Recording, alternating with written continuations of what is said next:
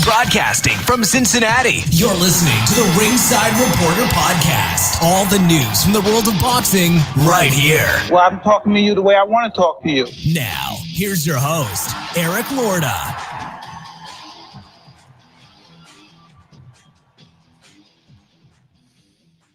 And we are live. Welcome to the Ringside Reporter Show, where we talk about the latest boxing news. If it's related to boxing, we'll talk about it here. My name is Eric Lorta, and I'm here with my co-host, Joe Habib. We have a great show for you today, and if you want to call in, 323-870-3857, and we'll be here till about 8:30. Listen, we'll be here till we leave. Beeb, am I right about that? Let's be here as long as we want to be here. That's what it is, baby. That's what we do. That's what we do. We'll be here till the cows come home, Jack. That's where we're at now. Tonight, we're going to talk about this should be a national holiday in the world of boxing. Super Saturday is next week.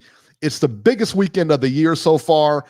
And we got all the details. I mean, just a truckload of fights. We were talking before we came on, how on earth we're going to be able to watch all these fights. It's insane. And tonight, we're being brought to you by the movie Nobody, starring Bob Odenkirk. And tonight, we'll have digital codes to give away so you can watch the movie at home. Stay tuned, and we'll tell you how to get them. But first, we're going to get started with the weekend action. ESPN, Shakur Stevenson versus Jeremiah Nakatila. I think I got that right. Perfect. Stevenson wins a unanimous decision by 120-107 on all three cards. So some good news and some bad news, okay? So the good news was it was a complete whitewash for Shakur. He looked good. He should have looked good against this guy. This guy posed no real danger. I didn't think he posed any real danger to Stevenson at all during the fight. They said he had a big right hand, which he tried to throw a couple times, missed him. I'll be honest, though. I don't know about the CompuBox stats where he's landed one shot on Shakur around, and sometimes not, zero shots and everything like that. I don't know if I buy into the CompuBox stats that they're doing. I think I'm not saying they're gimmicked or anything like that. I'm just saying that I think, I could find he's landing more shots than you think he's landing. You know what I mean? Maybe I'm wrong. Nakatila, that is. Maybe I'm wrong, but hey, whatever, Now, as far as Shakur Stevenson's performance, it was kind of lackluster, to be honest with you. He had this guy, and all three broadcasters said the same thing. He had this guy. He never really had him hurt. But my thing with Shakur Stevenson, and I've noticed this in a lot of his fights, he doesn't want to get hit. I get it. And I understand that. But this is boxing. And sometimes in order to hurt the other guy, you have to put yourself in that position to get hit back. And he doesn't do that. He doesn't want to get hit ever. And great, and great, he'll be fine and everything like that. But the thing is, he's not very exciting to watch. Would you like to see Shakur Stevenson fight anybody else with this style? I don't want to see him fight anybody with this style. Well, this is not a money-making style. My whole thinking is this. If he fights a guy like Oscar Valdez or Jamal Herring, they're not going to allow him to just sit back like that. They're going to force him to fight, and if he doesn't fight when they're trying to force him to fight, then it's going to be at his own peril. He's either going to have to stand up and fight, try to fight them off when they keep coming at him, or he's going to get eaten up.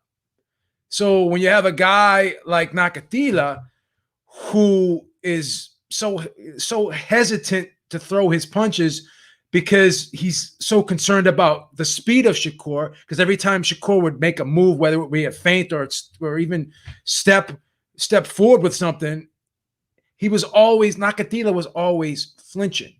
Now there's a difference between being defensively responsible and being overly cautious. You're showing a guy too much respect when he hasn't done anything to earn your respect, meaning he's not landing punches on you, and you're so much quicker than the guy. And as soon as you're throwing a punch and you make contact, you're already pulling out. You're just playing a game of tag, basically. So my whole thing is this. If you, and I said this several times, there's no one likes to get hit. We already know that. But some fighters are too overly concerned about it. And that's how they become too cautious in a fight, right? But 6 rounds, 7 rounds, 8 rounds go by, and this guy's not really landing anything on you, and you're seeing everything coming. He's telegraphing everything. Then it becomes basically a confidence thing. Like, do you believe in yourself? Do you believe that if maybe you do get hit with something, that you'll be able to withstand it? It becomes a mental thing where the guy, you're saying to yourself, is Shakur Stevenson second guessing himself in there? Does he believe in himself? Can he flip the switch and go into fight mode? No one's telling you to give up your chin and be reckless, but he's probably saying to himself, I could do this, and there's 100% chance I'm going to win. If I'm a little bit more aggressive and I become a little bit more offensive minded, if I start to step in with the shots and throw combinations, maybe that 100% goes down to 97% or 95%. That's still a pretty good calculated risk, right? So it all comes down to, I think, mentality. If you're thinking about getting hurt too much, then you're going to always be hesitant. You're always going to be overly cautious. What's going to happen when you're forced to have to deal with adversity against a guy like Valdez, who has faced adversity, against a guy like Herring, who has faced adversity, right? When these guys step on the gas and put your feet to the fire, how are you going to react? Because you're reacting overly cautious without the adversity being there. What's going to happen when the adversity is there? Will you fold? Everyone's saying he's so much more talented than these other guys. I'm going to be honest with you. I picked both of them to beat him. I just do. I think he's got a lot of talent. I really do. And I think he's fast, and I think he's hard to hit. And you're not going to beat him with that style. You know what I mean? But he may not win all of them with that style. If they could just pressure him all night and he's not throwing anything back, he's just moving, and then he's going to lose those fights. You can't even make the argument that he's just fighting that way based off of who he's fighting, because he fights that way since he's turned pro. He's always fought that way. So you get a big, tall guy like Herring, right? Who's long. He's got a piercing jab, right? And he can fight a little bit on the inside. He knows how to rip those. He can shorten the shots up on the inside and really dig to the body and really shorten up the hooks and stuff. How's he going to deal with that? That big, strong, lanky Herring. How's he going to deal with a guy like Valdez, who is relentless with pressure? And he's constantly moving his head, dipping and ducking and coming over the top with power shots, rolling shots, and then snapping right back with count. Valdez is a phenomenal counterpuncher, right? I mean, he's good at timing guys, right? So he's coming forward, rolling shots, and coming back with his own. How's he going to deal with these guys once they apply pressure to him? Because they're not going to fold. You're not going to stop somebody with a little flick jab like that, with these little flicky punches. He's got to get people's respect. And he's not going to be able to win fighting those guys like he fought Nakatila. He won't fight that way. Well, he's always fought. He hasn't shown us any evidence that he's going to fight a different way. He's young, so he can kind of be maybe taken out of that. A couple of things here, like the Devin Haney, he reminds me a lot of Devin Haney in the sense that he does not want to get hit. Both of them. You're in the wrong business, guys. You're going to get hit. And you could be a superstar. He was comparing himself. I don't know if you watched the broadcast and everything like that, but he was comparing himself to Floyd in the first 15 fights. There's no way he's even close to that. So look, I mean, and I get that you have the same record, it's 15-0. I get it. Floyd had fought a number, but Floyd was knocking people out. And Floyd he was like, well, I'm getting hit less than Floyd. That doesn't mean anything. That means next to nothing, man. I mean, really. Doesn't strength of schedule mean anything anymore to, when people rally off these statistics, right? When they were trying to say that Vasyl Lomachenko had a higher power punch connect percentage than Roberto Duran. Do they realize how many fights Roberto Duran had?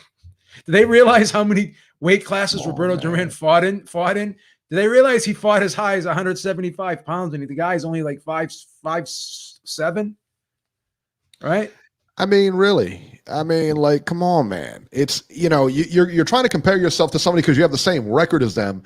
Look at the opposition he fought. Look at the opposition you fought. Look at his knockout percentage. Look at your knockout percentage. It's not even There's close, a big difference. And everyone thinks I'm a Floyd hater because I make comments about dumb things that he says and does, but I never take anything away from his boxing career. No, not at all. Right. I mean, that's the thing, man. It's like, I don't understand why. I don't understand what this new crop of fighters, they don't want to get hit. And hey, listen, it's not fun to get hit. Not fun to get hit in the face. Not fun to get hit in the body. But the bottom line is it's a fight, and they're fighting, they're not fighting the best opposition out there. Devin Haney is not fighting the best opposition out there. Shakur Stevenson is not fighting the best opposition out there. What are you going to do when they step in against somebody, who can get this done? Kevin from Chicago said the phone lines aren't working. I got guys on the line right now, Kevin. And here's another thing too, Eric, because when people want to talk about great defensive fighters, right? And we talk about there's different ways to be defensive, right? You could sit in the pocket and you can roll and you can catch and shoot. You can use upper body movement. You can dip, duck, slip, slide away from shots. These guys like Haney and these guys and Shakur Stevenson, their defensive tactics are all just by getting out of range. Wow. You can stay in range and make people miss, and you can counter. You have guys like Haney and you have guys like Stevenson, and even Amir Khan was another one who basically their defense was their legs. And once the legs go, you got to be able to stand in the pocket, and you got to be able to make people miss at close range. Because when you're always taking your body, you're taking yourself out of the pocket, then you're strictly in defensive mode. You want to be able to be in a position where you can defend, but be right there to transition right back into your offense. And that way you have that surprise element to your offense. It gives you another wrinkle. Because if you're always going out and resetting, then eventually people are going to pick up on the fact that, hey, this guy don't want to stay in the pocket with me. So guess what I'm going to do? I'm going to smother this dude. I'm going to trap him up against the ropes, trap him in a corner. He can't fight on. I don't think Shakur Stevenson can fight a lick on the inside. He hasn't shown me any evidence that he could, that he can. Neither has Devin Haney. And you have to be able to have some type of game on the inside because you're going to run out of space. You're not always going to be able to get out of harm's way. Your legs aren't always going to be the answer. So you got to come up with different ways of defending yourself. And you want to be able to defend yourself in the mid-range, up close. And you want to be able to use your legs on the outside because you want to be a well-rounded fighter. You want to be versatile. Now, Muhammad Ali wasn't a great inside fighter, but he knew how to wrap you up. He knew how to put his weight on you, pull your head down. He knew how to make you uncomfortable when you got inside on him, where he constantly would do things to disrupt you and your rhythm. And you could see Joe Frazier a lot of times. He would pull his head down, knock him off balance, and he couldn't throw the punches all the time that he wanted to throw. He couldn't flow with his combinations on the inside. You got to figure out a way to disrupt somebody when they're up in your chest like that. And these guys have not mastered that or even attempted to try to learn to do something like that. No. And I mean, I think that's where I come in on it. It's like, you're not fighting top level opposition right now. He's not. I mean, he won a fringe WBO title last night or this weekend or whatever. Listen, man, I mean, you've got to step it up here. I mean, nobody is going to want to watch this. Nobody wants to watch it now. You know what I mean? Nobody wants to watch it now. When you say Shakur Stevenson's talented, not you per se, anyone, He's got phenomenal defensive reflexes. His reflexes are impeccable, right? You've really got good a guy reflexes. here. Yeah, you got a guy here you can put together. He can be a huge star, but not Quick the way hands, he's fighting now. Quick hands, quick feet. Great. But there's a lot of intangibles missing. He's not sitting down on shots. He's not stepping in with anything. Nothing. He doesn't throw combinations. He doesn't throw combinations. Doesn't throw them. One and done. And he's out. He throws a punch and then he's out. Very rarely throws body shots. And even that right hook that he knocked him down with, he didn't even turn it over. It was a slap. It's like he's like this. He's boom, and he's like touch, boom. Like he's punching and he's leaning away from the guy as he's punching. Yeah. And I'm not trying to be overly critical here. I'm not insulting him. I'm giving my opinion. Babe, you hate. No, I'm giving you my opinion. Why are you always hating on Shakur, man? What's the matter with you? Why are you hating on him? I'm a lover, bro. I'm a lover. Hating on him. I'm not a hater. I'm a lover. I love the human race. You're just hating on him, man. I got a lot of love in my heart, baby. My name, Habib, in Arabic means love. How can I be a hater? My name means love. I don't believe that that's accurate. That's a misnomer. The misnomer that your name means love. That's a paradox. My name means love, and you're calling me a hater. That's a paradox. Oh, I can't be a hater. Grammar slam by Beeb. My name means love in Arabic. I can't be a hater. Look it up. Look at Beeb up. Google it. Probably means like sushi in Arabic or something like that. False. False. Google it. It'll be right in your face. Love. A big heart comes up, you know. Yeah, when you Google it, man, you see freaking nice hearts and sunshine and rainbows and shit. Beeb stays hating. Yeah, I don't know, man. As far as Shakur goes, the thing is he has power because he's got speed, he's got power, but he doesn't. He wants to be out of there before that shot even lands. He's thinking about getting out of there before that shot even lands. He's playing tag, you're it, bro. He's playing tag, you're it. That's all he's doing. That's all he's doing. I'm sorry to say it. I'm not happy about saying it. But for an up and coming guy, let me tell you what. For an up and coming guy, for him not to have more knockouts than he has.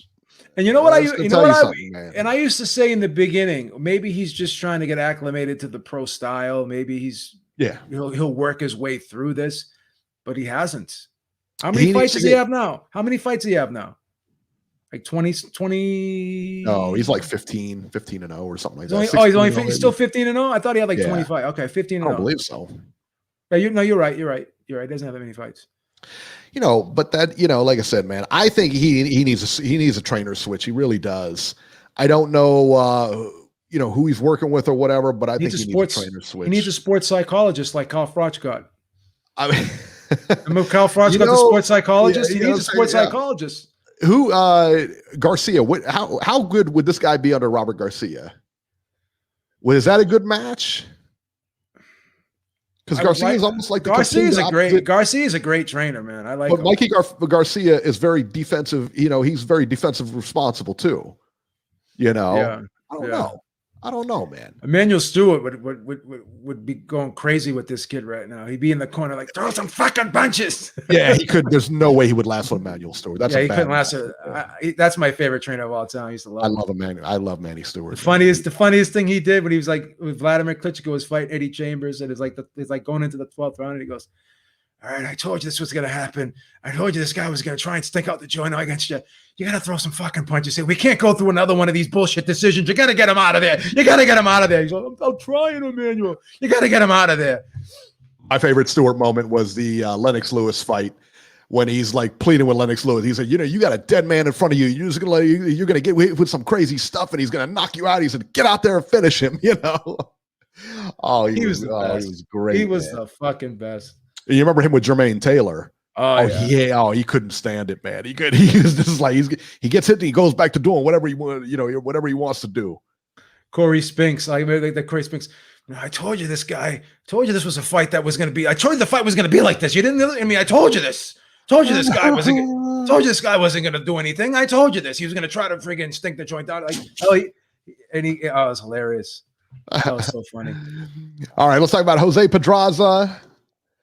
He was on the undercard against Julian Rodriguez. Pedraza stops Rodriguez in 8.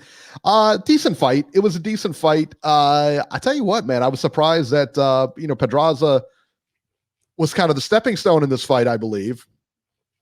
Young gun coming in there undefeated. Guess who picked Pedraza to win? He took him to school. You did? No. Chakal? I said he could win. I wasn't sure about it. I didn't even. I think Chakal picked him to Chakal. Chakal told me he goes Pedraza's going to win. We got to start a gambling show, man, because Chakal. It was a great pick. It was a great pick. I was on the fence. I didn't know who to take. I really didn't know who to take in this one. Yeah, he was. I didn't know that much about the other kid, but I was saying to myself, maybe they're using Pedraza, like you said, as a stepping stone. Yeah. I tell you what, Pedraza did really well in here. He just real basic stuff, just that jab. That was as basic as it is. And that dictated the entire fight. And that was game over. That kid had when you got a good jab, it's tough to solve. It's a real tough riddle to solve. Do you see the difference when you step in with the jab on occasion, what you could do? Yeah. It could be those two step in with those jabs. They're always flick. It's always flick. Get off me, get off me, get off me. Did you see Pedraza stepping in? He was stepping forward with that front foot. He throws a jab like you are supposed to throw a textbook jab. All right. He was trying to make something happen with that jab, not play tag with that jab. And he was doing it from the southpaw stance as well as the orthodox stance. And also too, he wasn't afraid to mix it up on the inside when the guy got close to him. He ripped the body shots and he let that kid know that if you want to come in the kitchen with me, you're going to have to deal with some shit coming back at you too. You're not going to have your way with me. And sometimes you got to do that. You got to get your respect in there. He was throwing that shotgun jab at him all night, man. And it was a shotgun too. I mean, he was stepping forward, putting some pop behind it. And yeah, man, he looked good. He looked real good. And I think who's he? I don't know who he's fighting next. Is he fighting who's he fighting next? Because this was I don't know, an eliminator or some type of eliminator. Yeah, I can't remember who he's fight next. But I don't know who he's going to get next. But he put himself in a good position he needed this win. I'll tell you that. Yeah, he did. Yeah, and he's a much better fighter at 140 than he was at 135. Yeah. Oh, for sure.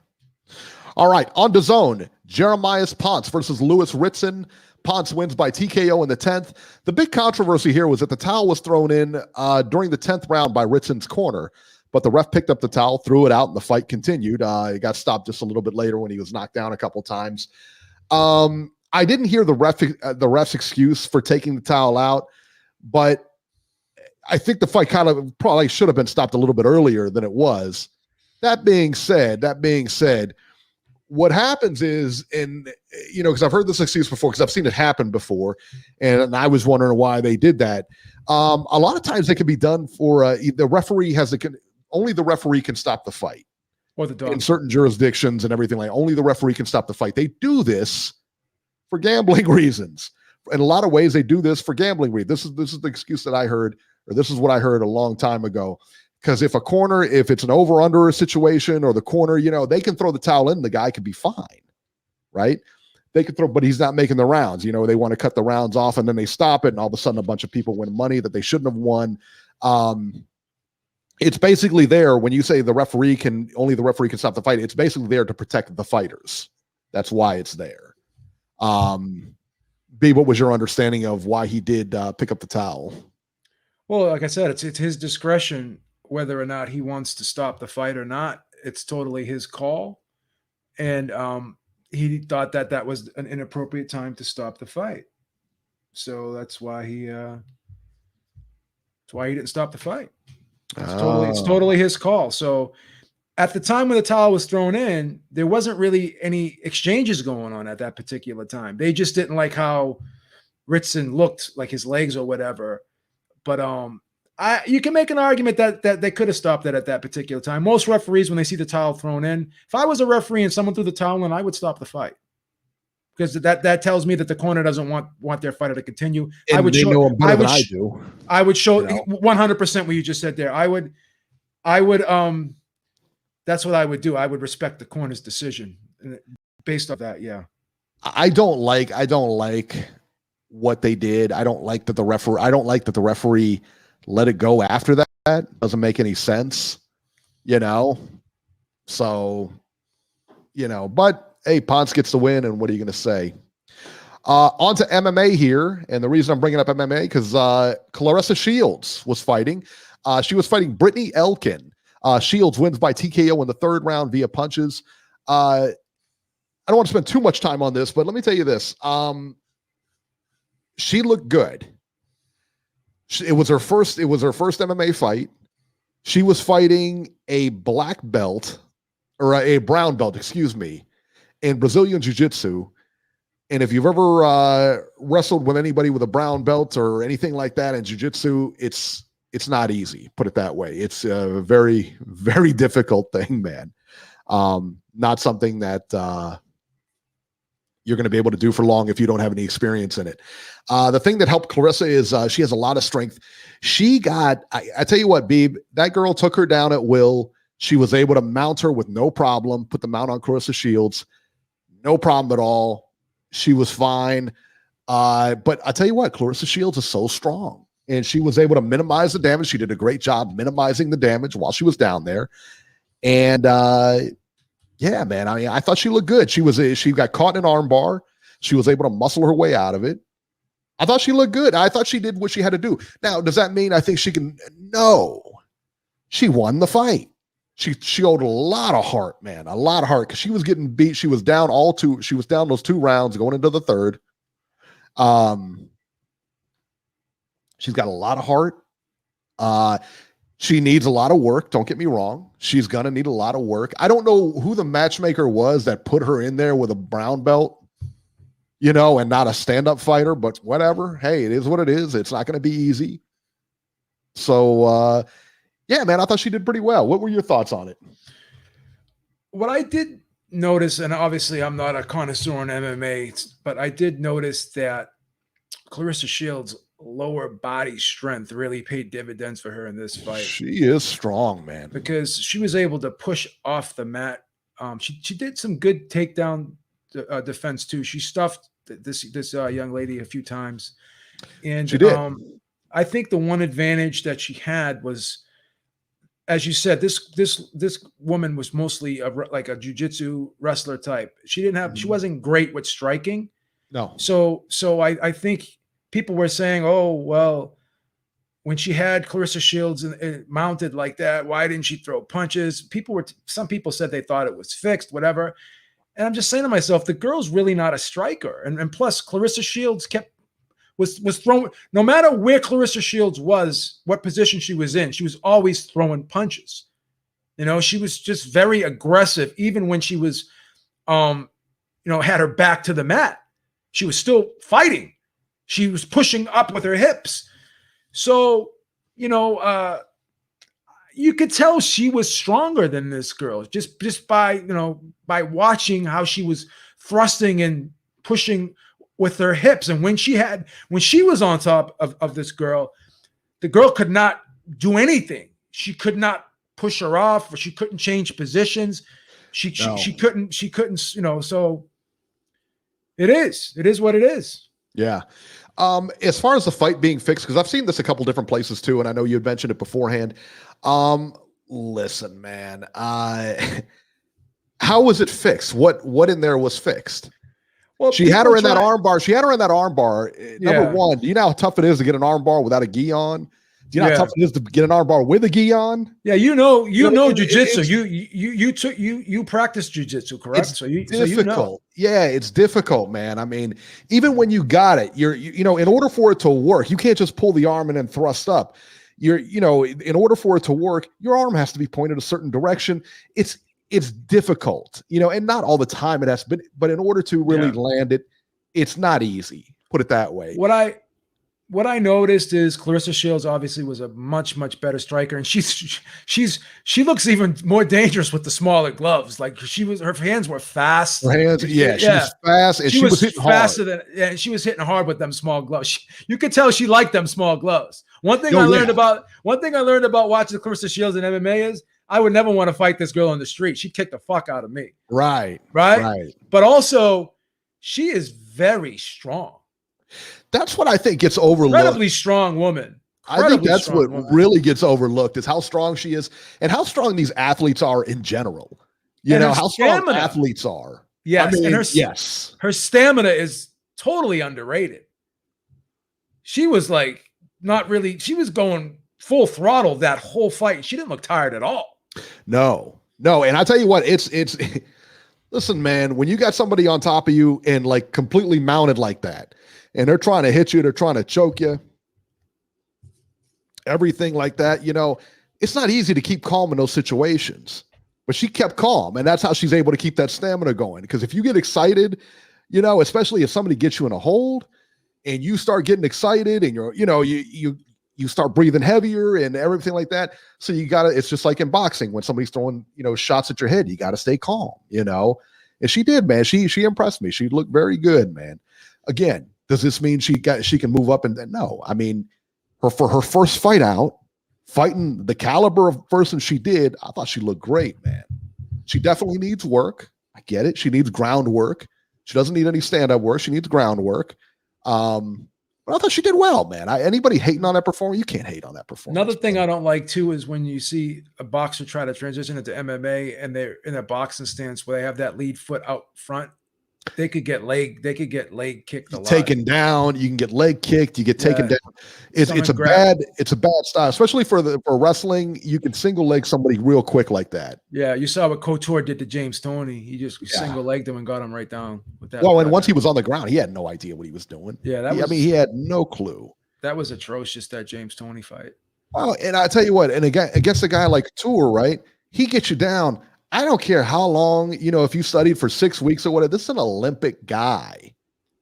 You ain't beating that guy. When I seen James Toney come out like in a Philly show like that, I'm like, dude, does he even know does he even know what he got himself into here, bro? Oh, no, he doesn't.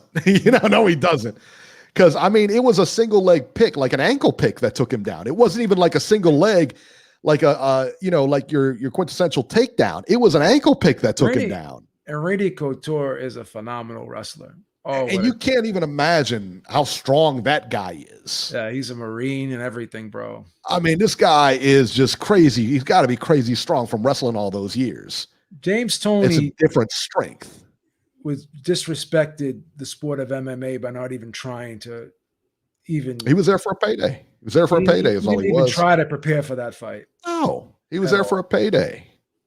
It was a shame. It was a shame the way he approached that fight. It really was. He was very heavy. He was very overweight. Didn't even look like he trained. Awful. Just awful. All right, let's go to the phones here. I think this is Ringside Robert. 530. You're live. Good evening, guys. On a Monday, Robbie. Eric, I hope you had a good. Trip. I did. Okay, good. Joe, you're always on point. What can I tell you? You know, they're talking about matching up Shakur Stevenson with Jamel Herring and Oscar Valdez. I can tell you right now, unless some serious work is done in the gym, he's going to lose both of those fights. He's going to beat Jamel Herring. He's going to beat Jamel Herring. So he's going to beat Jamel Herring. I don't think so. I don't think so. No, Eric, I disagree. I disagree. Yeah, that kid can fight, man. I'm sorry. Semper Fi all the way, man. That's it. Tell him, Robbie. He wouldn't be. Ever since you got the zone, man, your knowledge has gone up, man. Well, I'm going to talk about that DAZN card here in a minute because I thought that was a disgusting. That was a disgusting display by that referee. Oh, when the towel is thrown in, guy's got a family. Fight. Period. That's not the way it goes. But seriously, they've got to do some serious work with that kid. I mean, I hate to say I don't normally get boring. I don't normally get bored during fights, but Saturday night during that Stevenson fight, I found myself totally bored. Did you and your mom like get the Jiffy Pop and throw it in the microwave when that fight was going on, man? That's how boring it was. Did you do that? Yeah. Matter of fact, I used that fight to warm up pizza, man. We ordered pizza, and so I warmed up some more pizza. Vegetable or pepperoni? But, no, seriously. I got all meat, brother. You know. There you go. There you He go. likes you the know. meat. Need some protein. Yeah. You need some protein on that frame. He likes some meat, son. Well, hey. Anyway, no. Seriously, I think I don't know what they're going to have to do, but he is not going to be successful if he steps up and fights guys like Jamel Herring and Oscar Valdez. Can you? Oscar Valdez, you know what he did against Miguel Purcell. Can you imagine what he's going to do against a guy like Stevenson? Tell him, Robbie. Tell him. You don't Good know. Lord. Yeah. You know. No, it's bad. I'll tell you what. I would And pie look, bet that Eric- fight. I would pie bet that fight. Oh, I would buy a bakery of pies for that fight. That's how confident I am. You could take right now. you could take the whole pie rack and dump it on top of me, man. If I lose that, how's that? I'm telling you what. I would pie bet. I'll pie bet. There's no way Stevenson's beating either one of those guys. No way. Oh, he's No gonna way. be. I'm telling you what. He's No gonna. way. He's Not playing a game. Absolutely not. You ain't gonna be able to play a game of tag with either one of those guys, bro. It's not gonna happen. I'm telling you, he's gonna No. beat Herring. No way. He's murking Because Herring. Jamel, isn't Herring like 5'10", 5'11"? 5'10", man. How in the world is he? 5'10", 73-inch reach. Forget about What it. What is how tall he has to do with He's anything? a monster. How in the world? How in the world is he Forget going to? about How in the it. world is he going to reach it? Kid's lethal. You know? He's No way. lethal. Kid's lethal. Come on, son. He's a Marine. Now the Valdez fight. I got questions about. I don't know. I mean, that's a tough fight for Yeah, anybody. the only question I have is whether Shakur Stevens is going to finish the fight on his feet. Oh, That kid. stop it. No, he won't. From Brick City, Won't. babe. From Brick City. No, Dude, he won't. Jersey. Do you realize? Well, Do you realize people in if he's Brick from- City do if not he's throw from- punches like that, man? I know guys who are 10, 11 years old No. on the block making street exchanges. You cross them the wrong way, you're getting dropped, baby. They'll sucker you in a second. You know, 10 and 11-year-olds. Okay. When I used to go down that block, Another- man, driving the Beebmobile down that block, The they're so official. Beebmobile. They're so official down on that block. They got people 10, 11 years old on the What's block. the matter with you? On the block throwing haymakers, baby. What's the matter with you, son? They raise them young out there. Raise them young down there, baby. Brick City, son. Brick City in the house. Newark. Newark. Another question now. I know this Saturday is Super Saturday, but I heard Super one of the Saturday. fights got canceled. Who? Who this got whole card, canceled? Did it get canceled? What? You talking about? Did the Jaime Munguia fight get canceled? I don't That's what I believe so. heard. No, I don't believe so. Let me double check it. I don't says- believe it so. says- His guy it's- pulled out. That dude pulled out. They're trying to get him a Zaleski replacement. pulled out. I think Okay. they got him a replacement. But hang on. Let me just double check. Come on, See, Rob. here's Okay. Robbie Better stop messing with the fact-checking. show again. He's not fact checking. All right, Well, yeah, hey, it says Jaime Munguia versus the dreaded TBA. So it looks like that fight, TBA, that Robbie, card's TBA. going in. Could It be looks Mr. like that X. card's going on. And Okay. I read somewhere that they got somebody for him. So I think he's Okay. just got to pass his physical or whatever, and then I don't know, call into work that day. I don't know. I'm trying to figure out my Trying to get him schedule off for work Super so Saturday. he you can know, fight on Saturday. Yeah, they're you know. They went down to the YMCA, man. They're trying to see if anyone got the weekend off. Yeah, you look pretty athletic. Why don't you, how much you weigh? Doc, come here for a second. Can you take this guy's blood pressure real quick? But that's the second time Zaleski's pulled out of that fight. I don't think he'll get another opportunity at him. I don't think he wants that I'd fight. be furious. No, You don't want that fight, bro. And he didn't even give a reason for it. G Funky's in the chat. He said, as I see the latest from AB, AB is our train wreck of the week this week. That video's already up on X videos right now, baby. Did you watch it? Hey, I saw why it, it's called, that's why it's called the Adrien Broner train wreck of the week, man. I was watching. Did you see that, the? man. Did you see it, Robert? Did you see the video? Some kind of sex No, tape not got yet. leaked. No, I have not, but I heard. Robbie I heard won't watch about it. Robbie won't watch it.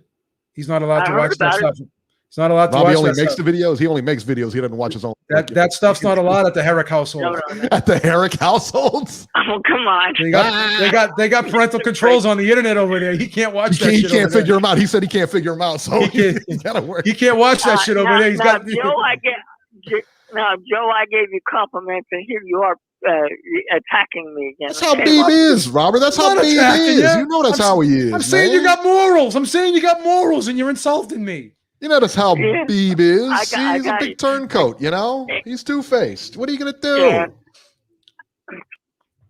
Anyway, Come on. guys, no, I wanted to ask about that because I'm trying to figure out what I'm going to watch for Super Saturday. There's a lot going on Are you Saturday. going to buy the Teofimo fight? The problem is DirecTV is advertising the other card, the Julio Cesar Chavez Jr. card and all that. I haven't seen an advertisement for Teofimo yet. I can't buy that Chavez fight. I can't buy So the I Chavez don't know fight if either, DirecTV is. I'm not buying two I don't know if pay-per-views. DirecTV is going to have the Teofimo fight. I don't Did think you I've see- ever bought. I've never. Did you see the Chavez, whatchamacallit, the Chavez and Hector Camacho? You know, like Chavez Sr.'s fighting on that card too. He's like an exhibition with Hector Camacho Jr. Yeah. Yeah, let's pay to see that. But did you see them? I guess Camacho pushed him at the press conference or whatever. I'm like, stop it. Come on, Chavez. Will you stop? Stop. Yeah, no, it. that's Come the on. only advertisement, Eric, I've seen on DirecTV. I have not seen an advertisement for Teofimo. I can't buy two pay-per-views on the same day, bro. AB went down like the second round against Maidana. What's wrong with you? And I don't know how in the world they're going to get away with this. Because you don't normally How see stupid two is that? pay-per-views on the same day. What is Triller doing actually? Like, how dumb are they? I don't know, but this was a bad time to put a fight on. I'll tell you that. That was a bad move. It's ridiculous, bro. Because it looks like the other pay-per-view got ahead of them and got the cable and satellite people to take their pay-per-view, and I haven't seen an advertisement for the Triller. Yeah. You know something? He's right. He's right, because the thing is this: I have not seen one advertisement for that Teofimo Lopez fight. He's right, not one. Not one. Not even one. Even sometimes they like Showtime will put ads on YouTube and stuff on the videos. They haven't done anything. These guys, zero. Well, are they marketing to fight fans though? Because isn't there going to be like a concert or whatever on that one? And like J-Lo is supposed to be on it, and that's stupid too, bro. I don't want. You don't like J-Lo? Yeah, love J-Lo, but I don't want to see her at a boxing match singing, bro. I'm sorry. She's single now. No, I'm just thinking. I know she's single. No, and I know you're single. No, she's been dating Ben Affleck again. Well, clearly she likes Boston guys. Yeah, but I'm kind of talking to Halle Berry. I'm talking to Halle Berry right now. You talking to Halle Berry's poster in your room? What are you on the ceiling? We're chatting right now on Instagram. Right now, we're on Snapchat. We're on Snapchat with like some 300-pound dude in his basement named Bruno is what you're chatting with. That's false. That's telling false. you he's Halle Berry. Always trying to throw shade on the Beebs game. Can't respect the Beebs game, baby. It's too powerful. Beebs game's too sharp. We're on Snapchat, her and I. He's always on point. We're on Snapchat, her and I. Oh my goodness. All right, Robert, we're gonna get going here. Let's talk about this big card coming up on watching those Saturday. Pornos, Robbie. Stop watching the porn. Yeah, get off X videos, Robert. Get it off it. All right, let's talk about the 19th. Coming up here, June 19th, Super Saturday. This is from top to bottom, the biggest day in boxing this year. No question. June 19th on ESPN and ESPN Plus, Naoya Inoue versus Michael Das Marinas, 12 rounds for Inoue's IBF and WBA bantamweight titles. Now, Das Marinas is a mandatory challenger. I don't really care for the fight, but I like seeing Inoue, obviously. But as far as competitive, I don't think it's going to be that competitive, but, it's Inoue, so you got to watch it. On the undercard here, Michaela Mayer versus Erica Farias, 10 rounds for Mayer's WBO Women's Junior Lightweight title. Adam Lopez versus Isaac Dogbay, 10 rounds featherweights, and that's on ESPN. Now, Miami, June 19th on Triller, pay-per-view. Teofimo Lopez versus George Gambosos Jr., 12 rounds for Lopez's WBO, WBA, IBF lightweight titles. Charles Conwell on the undercard versus Mark DeLuca, 10 rounds junior middleweights. Franchon Cruz Dezern versus Ellen Cederos, 10 rounds for DAZN's WBC and WBO women's middleweight titles, and Ceteros WBA and IBF. So it's a big unification fight. Andy Vences versus Joan O'Carroll, 10 rounds, junior lightweights. Michael Hunter versus Mike Wilson. Willie Monroe Jr. versus Juan de Angel, 10 rounds, middleweights. So there you go, man. There you go. That's the Triller card. I think just the top 3 will be on the Triller pay-per-view, but I don't know. Again, they haven't done much of promotion. They paid $6 million for that fight, by the way. $6 million. I got to ask your opinion on this. So I was talking to D-Style about this Kambosos fight. He thinks it's going to be more competitive than people think. I don't. I think Kambosos is getting knocked out in 4 rounds. Am I being a little overzealous here? I think it's going to be more. I think it's going to be more difficult to get the pie video from Chandler M than Teofimo is going to have in this fight. Teofimo is going to dog walk Kambosos. I think he's going to beat. He's going to do it easy. He's going to do it easy. Yeah. And Chandler M. Man, Beeb, the video we got to get from Chandler M now with him smashing a pie on his face because he made a stupid decision. Dude, sometimes you do it. And I don't know if he was like, on alcohol when he made the decision to pie bet me this fight. I don't know. But there's no going back now. It's all over. It's time to kiss the baby, son. It's over. Yeah, I just don't see this fight being even remotely competitive. I'm sorry. I just don't. Not even a little bit. Not even a little bit. Not even. He did an interview on ESPN where he said he's going to make Teofimo look really silly. Man, stop it. He's going to get murked in that fight. It's not even close, son. I don't think Kambosos is going to make it out of the 4th round, bro. No, he gets stopped inside of 6. Inside of 6 rounds, that fight's over. He doesn't have. Teofimo is too explosive. He's too strong. Come on, man. He's a better boxer. What else do we need, man?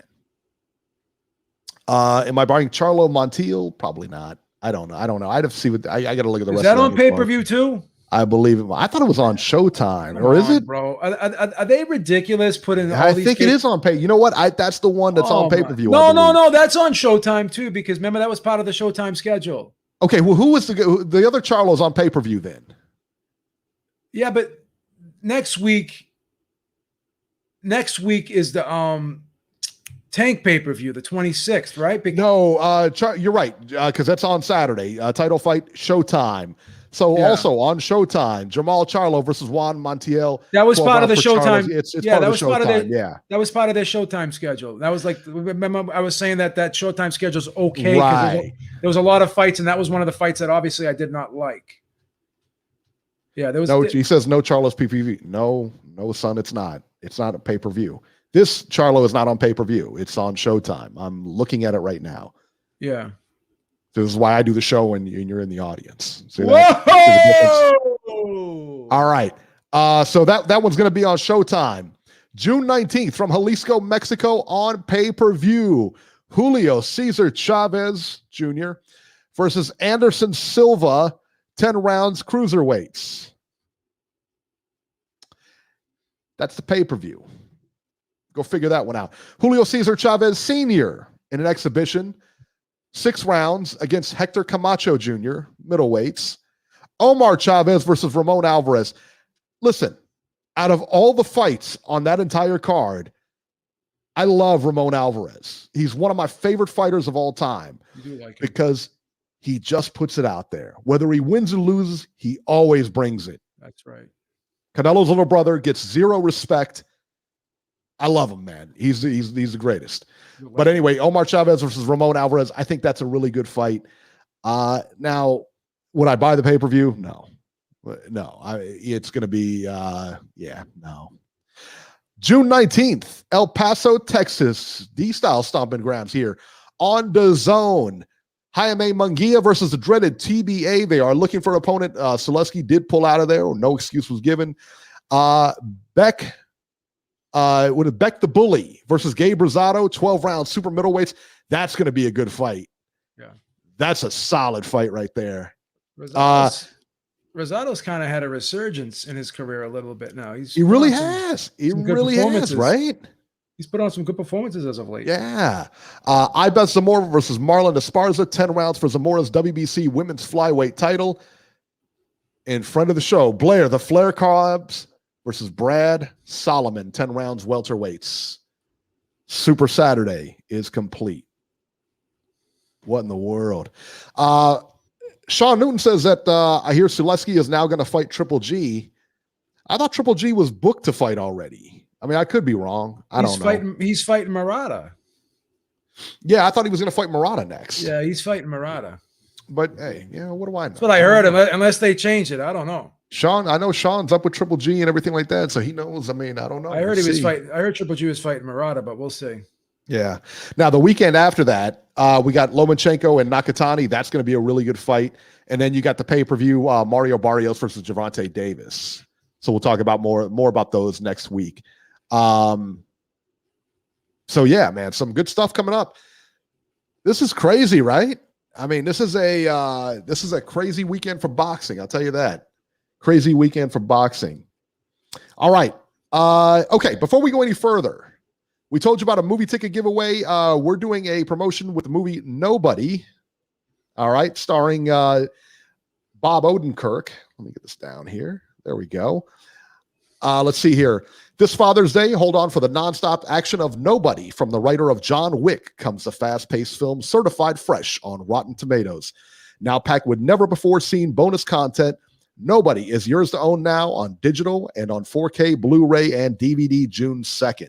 Now, if you want to preview the movie, if you want to watch the movie, what you guys can do is go to Twitter at Ringside73 and just leave me a Twitter message saying, hey, I want to see the movie. Make sure you follow me on Twitter because I can't DM you if you don't follow me. All right. So just do that and I will send you copies. All right. I'll send you a copy code or whatever. And that way you can watch a movie for free. Great movie. Awesome movie, right? We've seen it. Me and B have seen it. Action movie. Yep. Very good movie. Top to bottom, action packed. Yep. Very good movie. Love it. So yeah, at Ringside73 on Twitter. Make sure you follow me and just say, hey, I want the movie. And that's all we need to do. How easy is that, Beeb? That's simple. We don't have to pay for anything. Boom, you're there. You're watching a movie tonight. That's it. Easy peasy. Chandler said, if I win the pie bet, I want the video, then I get live streamed in the talk. That wasn't the bet. You got to send us something. You're not going to win anyway, so it doesn't matter. If he wins, we got to let him. We'll get him in. Okay. This is a first.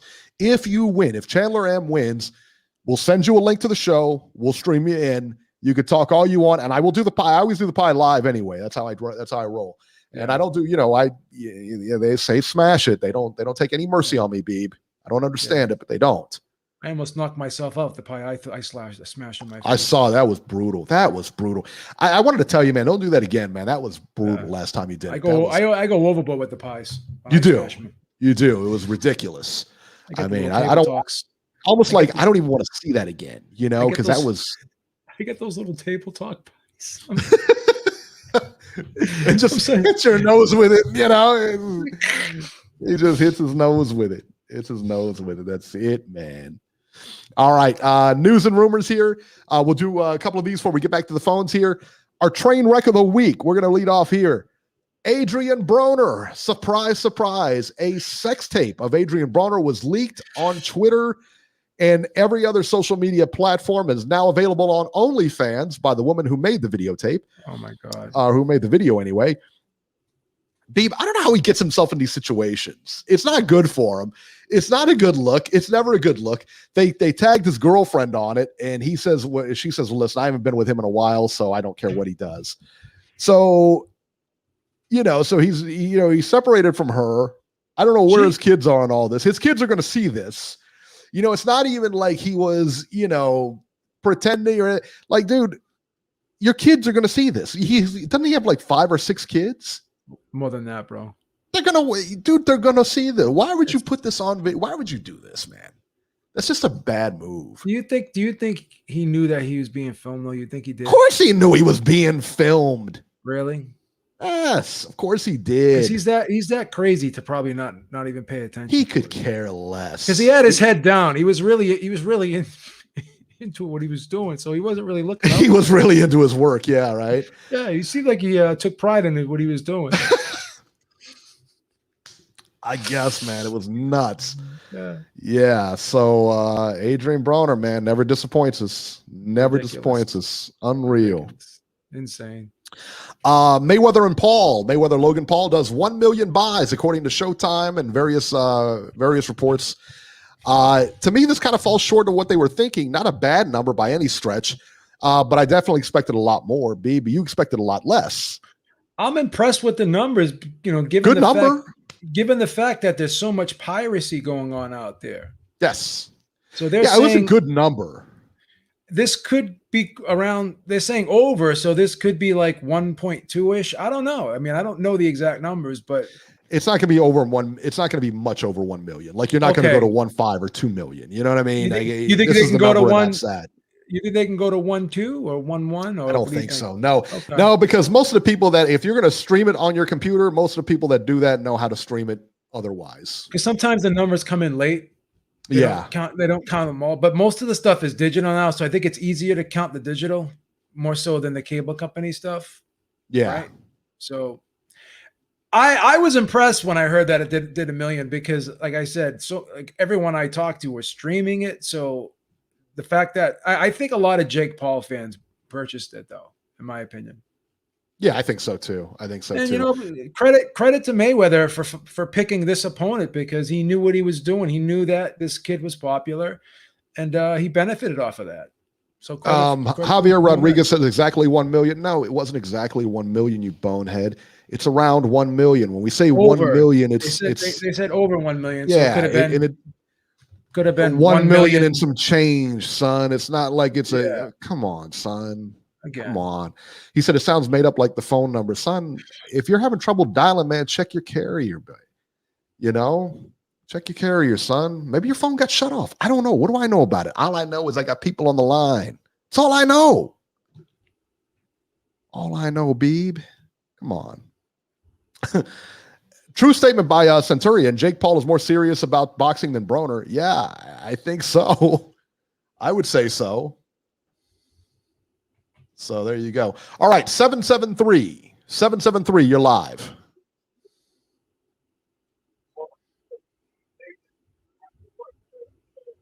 And then again, maybe you're not. I can hear background. 773, anyone going once. Done. All right, 773. There you go. All right. Centurion Son is asking, do you think Mayweather cares more about money than his undefeated record? No. No, I don't. Because if he did, he would fight somebody that meant, because he would make a lot more money with Errol Spence than he did with what's his face, Logan Paul. Beeb, you believe that? Yeah, I think he cares more about his undefeated record, possibly at this point. Yeah. Yeah, because I mean, he's not going to step in because if he did, he wouldn't step in. I think that was Kevin from Chicago.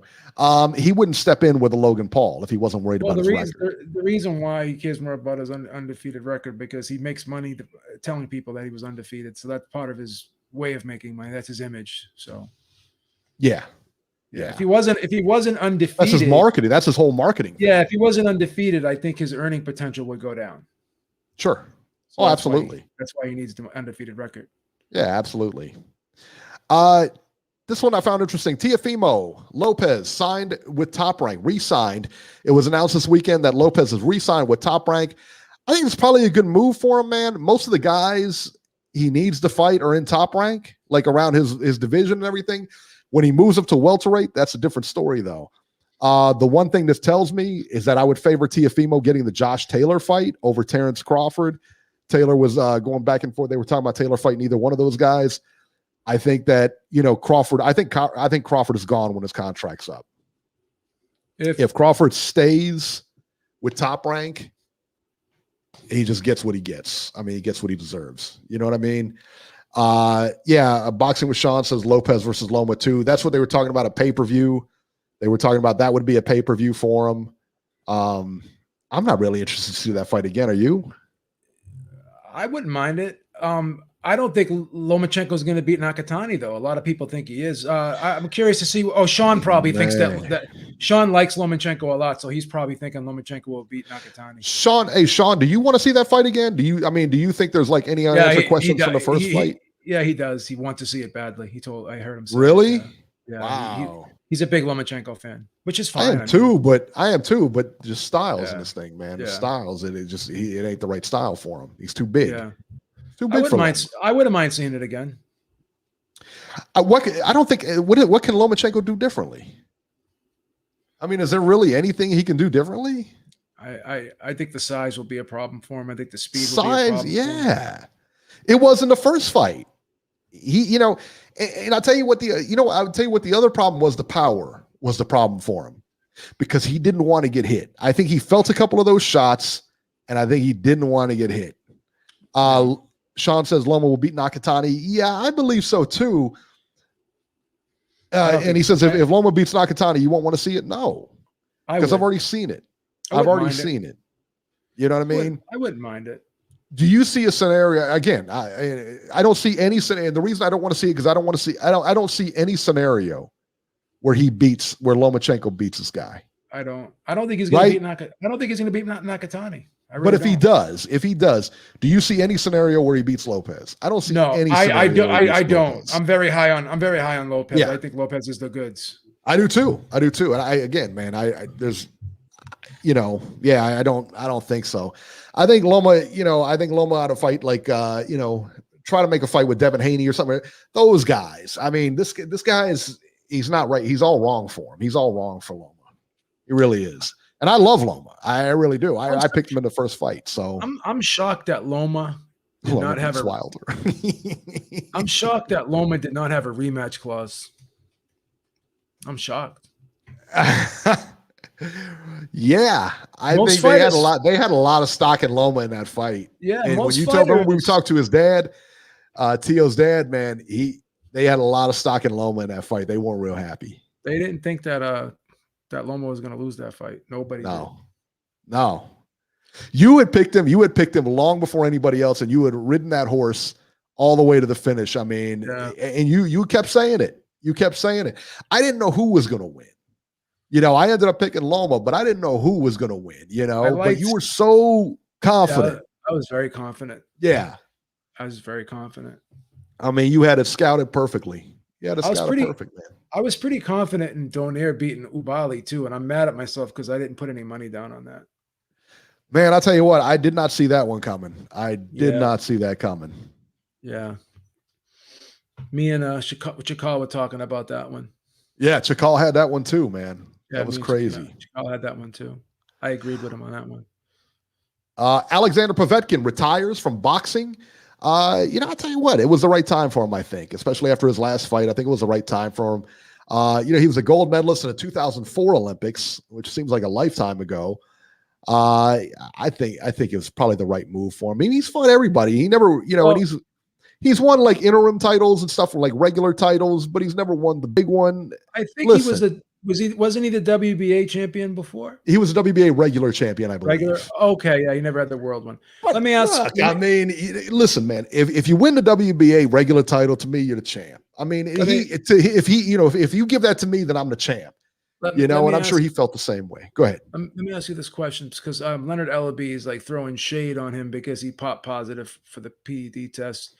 Do you think that when people remember Alexander Povetkin, do you think that's gonna stand out more than all the fights that he fought, all the tough fighters he fought, or do you think that PED test should overshadow what he did in his career? I still think the guy had a solid career. He had a solid career. No, and I don't think, I think people forget about it. I really do. Because I mean, I don't ever think about it when I think about Povetkin. I don't ever think about it. Now, if Povetkin won, if Povetkin won the heavyweight title, that's a different animal. If he beat Klitschko or he beat one of the big ones, that's a bigger issue then. Just like with Barry Bonds and the whole steroid scandal with him and McGuire and everything, and they broke the records and, the home run records. Yeah, it'll, boxing with Sean said it has to be mentioned. It will be. I'm sure it will be. But, do you think he gets in the Hall of Fame? I don't think he gets in the Hall of Fame. I don't think he's done enough to get in the Hall of Fame. No. So what does it matter? You know what I mean? Yeah. So yeah, I don't know that he even gets mentioned because he's not going to be that noteworthy of a fighter in the future. You know, he's had a good career. I mean, you could definitely hang your hat on it. I would love his career. You know what I mean? Anybody would love his career. Yep. Why not? Chakal's in the chat. He said, I told you beat Pedraza and Ponce. Chakal killing everybody. I already shouted you out, bro. I give you props. Yeah. Gave him the props, man. I know you did, bro. I know you did. Chakal's money lately, man. I don't know what's going on over there. I wasn't sure about the Pedraza fight, but I did not see the Ponce victory at all. Not at all. The Pedraza fight, I just didn't really know because I didn't know much about the Rodriguez kid, but I did not think Ponce was going to beat Ritson. No way. No way. And he put it on Ritson. Dismantled. Yeah. So shout out to Chakal for 2 solid picks, bro. He's hot as a pistol lately. He really is hot as a pistol when it comes to betting on these stuff, man. Yeah. Yeah, I didn't know too much about Pedraza's opponent. That's why. They were using him as a stepping stone. They were using Pedraza as a stepping stone, man. We're gonna have our meeting on Wednesday. No doubt about that, Chicago. We got to go over some stuff today. We're gonna have to use the prop bets this week because a lot of fights on the docket, man. Yeah, the favorites are too heavily favored. Too wide. I don't think we're gonna have any upsets this week, but. Yeah, we got to have to play some knockout propositions this week or take some unders. You taking Camacho Jr. to beat Chavez? Oh God. Yeah. Oh my goodness. And last but not least, Mayweather's home was burglarized. Floyd Mayweather's offered $100,000 reward, I guess, to information leading to arrest or whatever for these guys. Let me tell you what, how about not showing off your house in every Twitter video you have or every Instagram video? How about not showing where stuff is, and giving us a dime tour of the house saying, hey, this is where I keep all my shoes in this closet upstairs, What do you expect? I mean, you sit here and you throw money around and you flaunt it in everybody's face and then you get robbed. Why don't you have a security team? Why don't you have a security system in your house? How did you get robbed? I think it was an inside job, to be honest with you. Of course. Yeah, it had to be, right? Well, let me ask you this.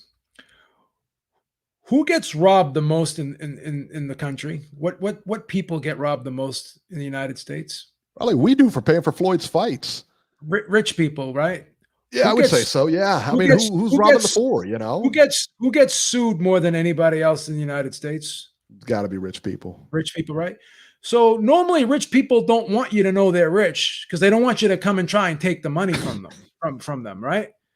So I think this guy didn't get the memo that, you're not supposed to brag about what you got because people are going to try to take what you got. You're going to have people coming out of the woodwork. Oh, he's my baby's daddy and shit like you're going to have family members coming after you. Like, he's been rich for a long time now. How do you not know it wasn't an inside job? Or how do you have all this stuff and not have a security system? Yeah. That doesn't make any sense, Beeb. Again, I'm sure so many people are in that entourage. You don't know how many of them know the code to get into the house, right? You don't know that maybe somebody in the entourage is jealous of someone else in the entourage because they're getting more than they are. Nobody knows. When you have so many people around you like that, when you have all these girls you're taking on shopping sprees, buying them bags, when you look at these videos, he's always got different people hanging around him and coming over his house. I don't think the guy has any real friends. No. Besides Leonard Ellerby, but I don't, that's kind of a sketchy Leonard Ellerby's a yes man. I mean, that's kind of a sketchy relationship too, right? Yeah, right. So who knows? Yeah, I mean, I don't get it, man. How do you have all this money and then he has all these, he's offered $100,000. You got all this money. You're paying. You're throwing all this money around, buying cars and everything like that, and you don't have a security system in your house. Or you don't have guards. I mean, if you're that worried about it, he has bodyguards everywhere he goes. You would think that there'd be cameras in the house. Right? I love the videos though. Yeah. Here we are. Here's my closet over here with the 100 pairs of shoes. Go upstairs. Here's my bag collection. All Fendi down here. In my closet, we're all Versace down here. Like basically telling everyone where everything is. Here's the safe. It's like Right. ridiculous. Like, I mean, it's just stupid. It's crazy. It's insane, man. Do you know that Jordan, when he did the Last Dance show, that wasn't his house he did the show in. I heard that, yeah. Because he went to somebody else's house. He didn't want people knowing what it looked like. He didn't want people knowing what the inside of his house looked like. See how smart Jordan is? He don't want people knowing shit about him. Right? Because he's been sued before. He doesn't want people knowing what he got, where he lives. He don't want it because he's not an idiot. Right? It's fucking. But he's going up there showing off his cars. Beeb, stop hating. Stop hating, Beeb. You're just hating because he's rich. He's got more money than you. I don't hate Michael Jordan. I don't hate Shaquille O'Neal. I don't hate Bill Gates. I don't hate Jay-Z. They all got more money than me too. But guess what? You know what the difference is? They don't post videos on Instagram about where they live and where they keep their money and where their cars are. And I got a house here. I got a house there. You don't think people pick up on that shit? The guy's been robbed several times, but this isn't the first time the guy's been robbed. Sure. So stop. And he's the one, talking about legalized bank robbery, and he gets robbed. Area code 901. 901, you're live. What's going on? H Money. Mr. H.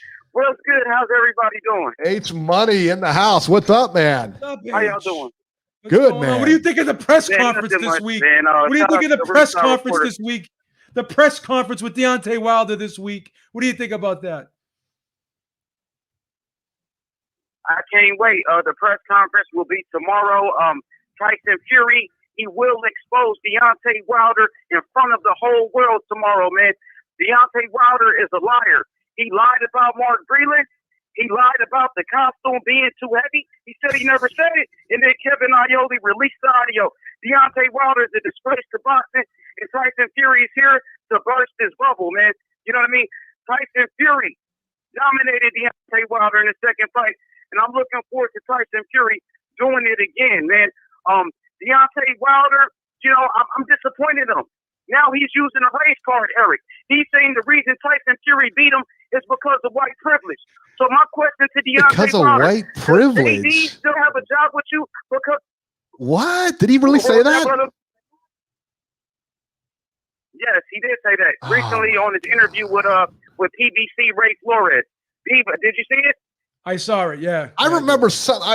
That's what he said, though. He beat me because of white privilege. Stop it. Tell him why. Tell him why. Tell him why that's hypocrisy, H. Yeah, tell him why that's hypocrisy, H. Tell him.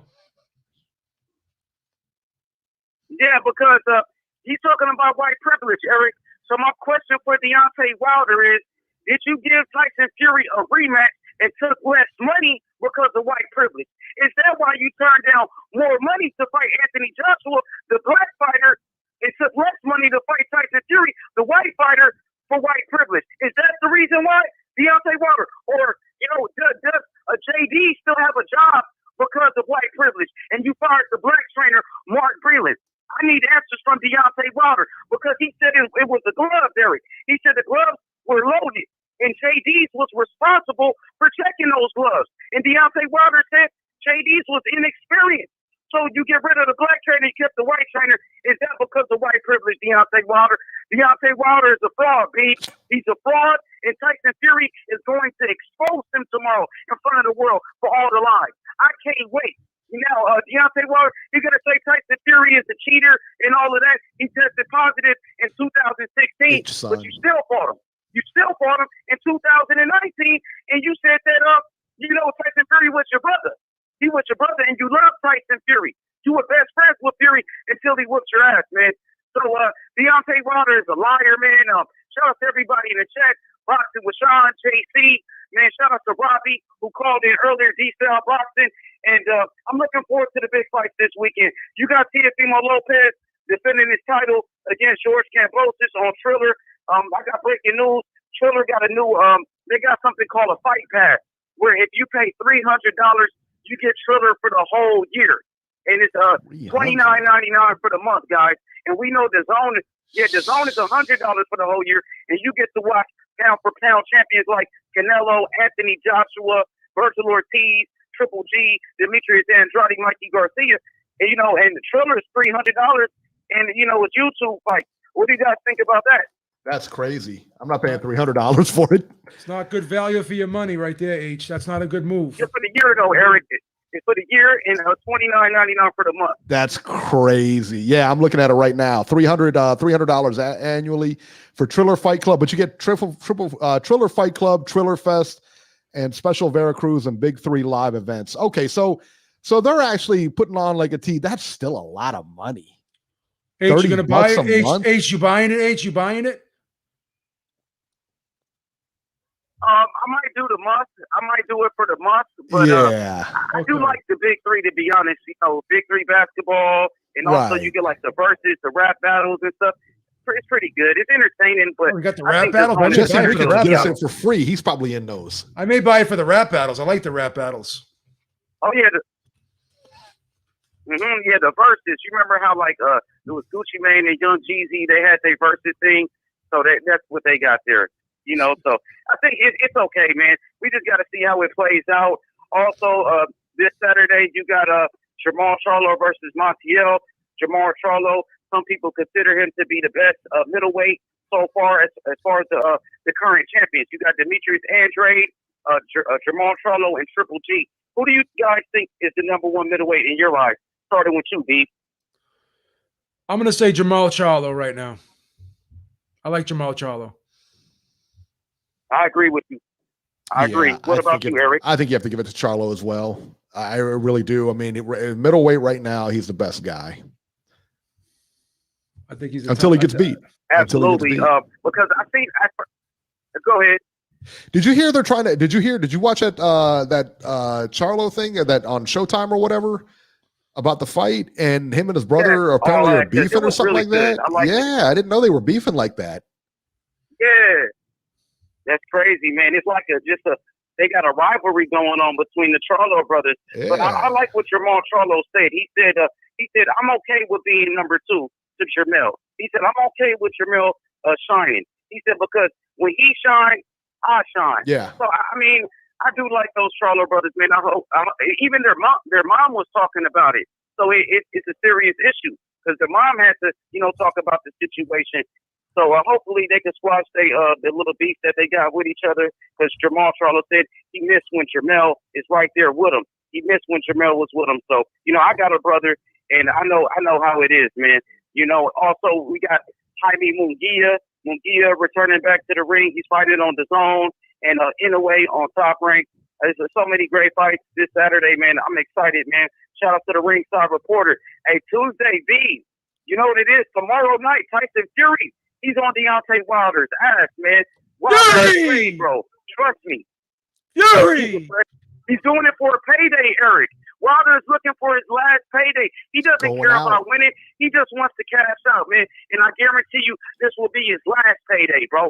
Appreciate you guys. Shout out to the Ringside Reporter. Peace. All right, man. H Money doing his thing. Good job, man.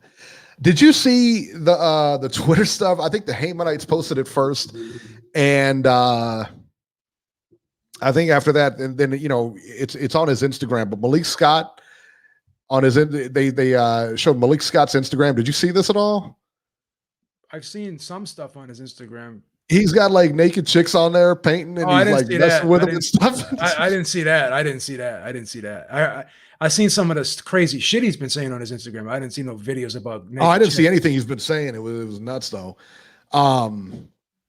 Yeah. So Wilder said he never said the costume was too heavy. I don't know what he's saying, man. Every other week it's a different thing. It's a different thing. Yeah. I don't know what to say, bro. I don't want to keep criticizing the guy because it's getting embarrassing at this point. You know what I mean? Like what else can you say? Now they're saying he had coronavirus and stuff too. There's like this. I don't know what to say. It's just an endless list of excuses, you know, instead of say. He was the better man. You know, I mean, he was a better man that night. That's all you got to say. Yeah. I do think we'll see a better version of Deontay Wilder in this third fight, but it's still not going to be enough in my opinion. I just don't think it's going to be enough. What do you think he's going to do differently? I'm going to be honest with you. I think he'll be healthier. I don't think he was 100%. That's not Tyson Fury's fault. Right. But I don't think I think he was a little bit under the weather. He did not look 100% healthy. I knew his bicep was kind of messed up. I knew he had some bicep issues because his left shoulder was kind of swollen at the weigh-in.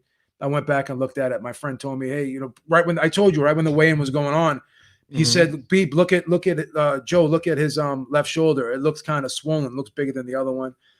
But again, that's, you know, it is what it is. You took the fight, you had to deal with that stuff. But I think he'll be better physically, but I don't think he'll be that much better technically. I think he's got a very underrated jab. But here's the problem. The one problem that I see is Tyson Fury has him down pat. Like every time he throws the right hand, even when it lands, Fury is rolling that shot. Go back and watch. He's rolling it. Every time he's throwing it, he's like, he knows when it's coming. Sort of like when Pacquiao and Marquez fought, how Marquez was starting to just really nail down Pacquiao's attack patterns. Fury knows Deontay Wilder's tendencies. And I don't think Wilder's going to be able to change those tendencies because he's been doing them for what, 40-something fights. So that's the problem. I think Fury has Wilder's style down pat. He knows when the right hand's coming. He knows how it's coming, and he knows how to roll it. That's the big problem. And he also knows that Wilder really can't fight on the inside, and he can't fight backing up. So he's just going to keep trying to close the deal. He's going to use his weight again. And he can also beat him on the outside. Fury can beat him on the outside with his jab. So I think Wilder's going to have a lot of issues. I think he'll do better. I actually think the fight will go the distance, but I think Fury will win the fight like maybe 9 rounds to 3, 8 rounds to 4. That's how I see it going. I don't think he's going to stop him this time. I don't know. I really don't know. I mean, he just kind of completely manhandled him last time. He did. I don't see much changing. He's won, what did we say, 3 out of the 20 rounds that they fought, he won 3 of them. Wilder's won 3 of them. Yeah, 3 rounds. He's won 3 rounds. Yeah. I mean, listen, I don't. It's hard. It's hard to pick Wilder. My friend's picking Wilder, actually. I went out to eat with my friend on Saturday night. He's picking Wilder. He likes Wilder. So, yeah, I mean, it's not a bad pick, but, shout out to Lion Killer Podcast. Thank you so much for showing up. And before we round it off one more time here, we're going to tell you, you can get your copy of Nobody. Just text me and we'll send you the movie codes. Not text me, but go on to Twitter at Ringside73. Make sure you follow me so I can DM you the codes, and then we'll do that. So there you go. All right.